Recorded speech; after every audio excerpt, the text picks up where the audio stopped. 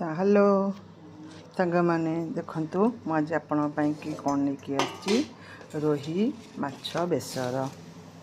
आपण माछ को धोईकिन लुण हल्दी गोली थोदेवे सोरिष जीरा को रसुण पकई भल बाटिदेवे पिज आगे टमाटर भी बाटिदेवे। तापर आम माछ को एमती गोटे गोटे कर भलसे फ्राए करदे। देखो बढ़िया बाटे होगला नाली नाली होगला। आपन गोटे प्लेट रे काढ़ीदेवे।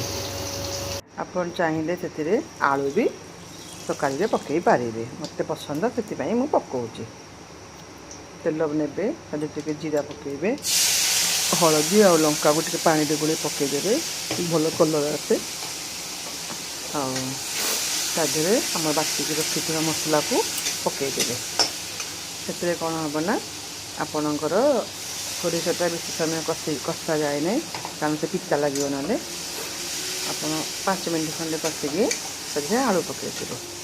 आलू पकई कषिकी तेल बाहर पर्यटन अपन कषे।